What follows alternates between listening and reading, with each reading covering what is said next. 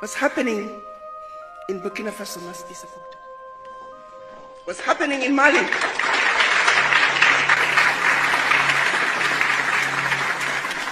must be supported.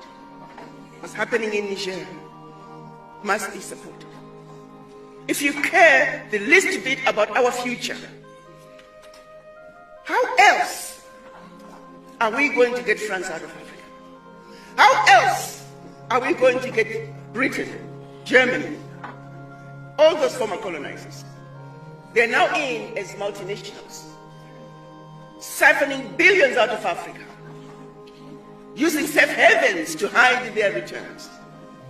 We know they're here. Guys, the president of Burkina Faso, Ibrahim Traore, has finally responded to the threat of U.S.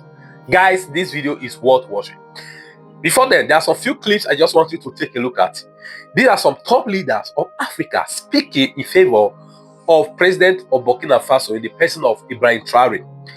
Many are saying that Burkina Faso President Ibrahim Traore is the pride of Africa. Every African president must emulate and support him. Guys, before we delve into this, do me a favor by giving it a thumbs up. Please share, because this video is just super loaded. You can't afford not to watch this video to the end. Thanks.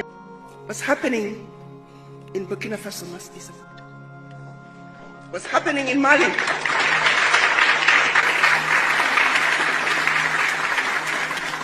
must be supported. What's happening in Niger must be supported. If you care the least bit about our future, how else are we going to get France out of Africa? How else are we going to get Britain, Germany, all those former colonizers? They're now in as multinationals, siphoning billions out of Africa, using safe havens to hide their returns. We know they're here. They are now wolf in sheep's clothing. What is it going to take? If you look at the move that Niger made, by simply saying, France, you can no longer buy our uranium for 80 cents a kilo, when we know very well you're selling it for 200 euros per kilo. Niger was realizing about 1 billion out of the sales of its uranium a year, while France was realizing close to 300 billion. That one move alone, when Niger said, if you want our uranium, 200 euros a kilo, please. Immediately, 300 billion. 1 million. It's not going to take much to change Africa. We got what it takes. If there's one thing we're very fortunate of, we are endowed with everything the rest of the world needs. The truth of the matter is, we don't need the world. The world needs Africa.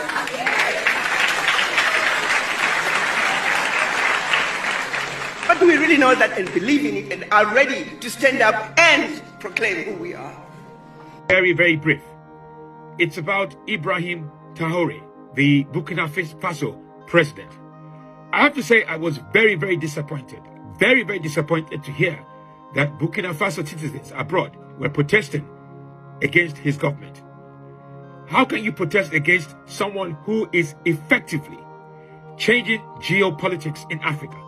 How can you effectively say that you are protesting against Ibrahim Traore? What has urged me to respond on this platform is because someone wrote to me through my people asking me to address the Ibrahim Traore situation. It is clear to me that there is an issue with his leadership. And when I say an issue, not necessarily an issue, but people are worried and concerned about how he is conducting and making sure that he effectively caters for Burkina Faso citizens. I don't see anything wrong with that. I don't seem to understand why Burkina Faso citizens abroad were protesting if it wasn't because you have been paid to protest. He,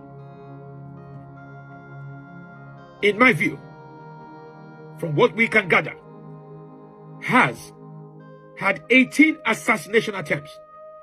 That is a world record. 18 assassination attempts. And I'm talking about fake assassinations. 18 assassination attempts.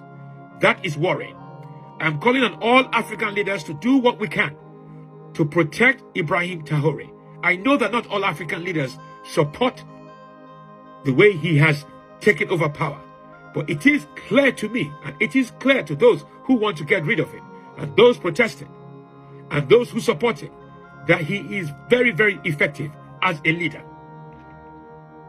And I am supporting Ibrahim Traore all the way. All the way. I would not repeat this. Ibrahim Traore has all my support. And to all Burkina Faso citizens, both abroad and in your country, make sure you fall behind your leader.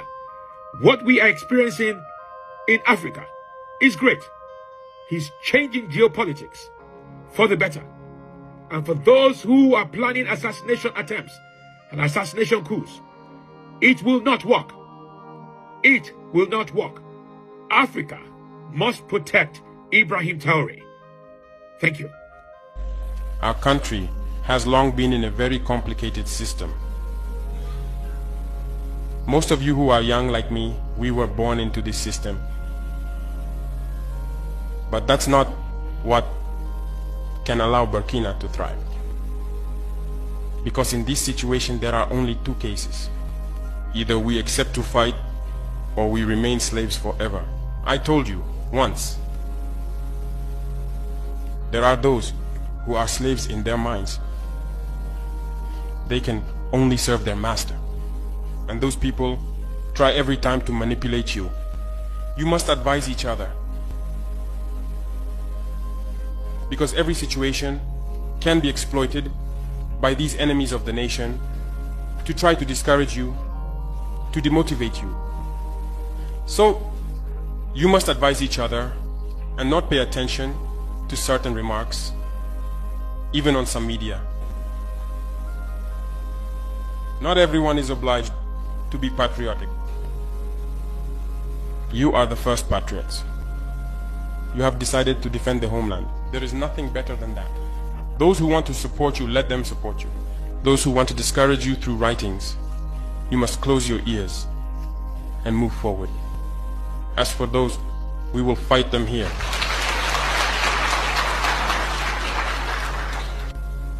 So, we must remember something. Recently, there is a so-called NGO. It's not even an NGO. Because NGO stands for non-governmental organization.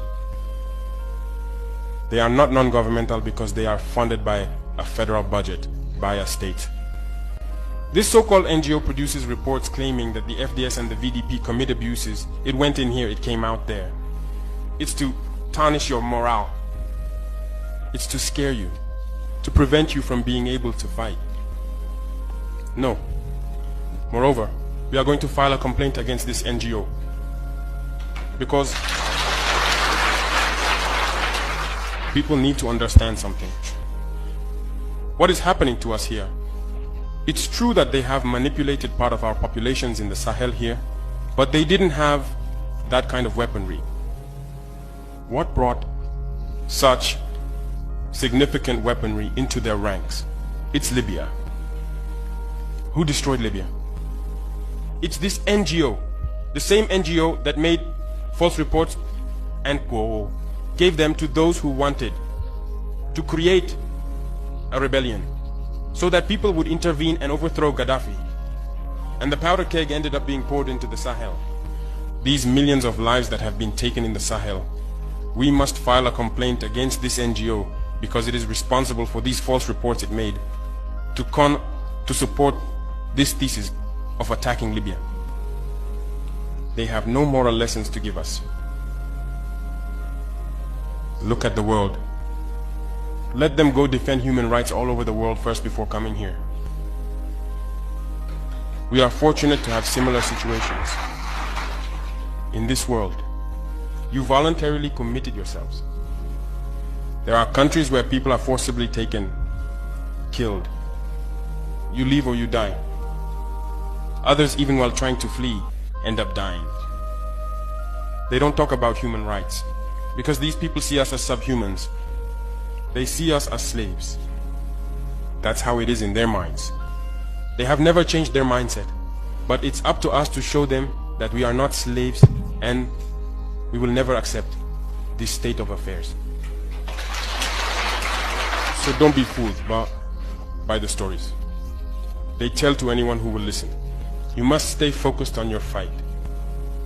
Stay focused. We know what we are doing. And even now, the VTP commander told me that there is a human rights training session underway for group leaders and their deputies. If we make efforts, we know it's for ourselves. We no longer do things to please someone else. We do it for our homeland. And you are committed to that. Defend your homeland. Do not listen to those individuals. They should not affect your morale. In the history of the world, there have been wars. And during the Second World War, people organized themselves to defend all over the place. But there is a country that could not defend itself, which had to come and take our ancestors to go defend them. And today that same country wants to give us lessons.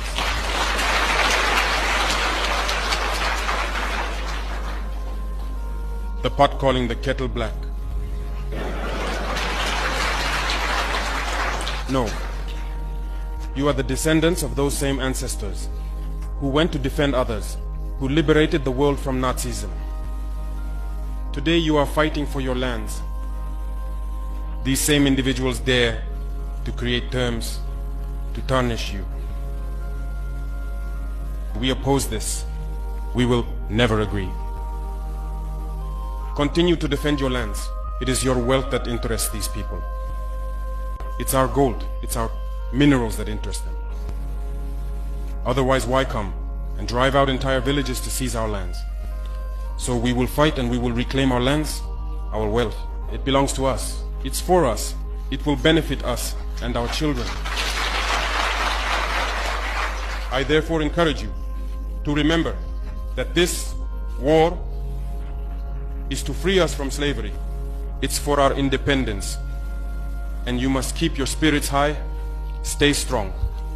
Never give in to manipulators, to those individuals who no longer understand the notion of homeland, or to those people who come from outside to try to subdue us through their terms they invented and their organizations they created to enslave us.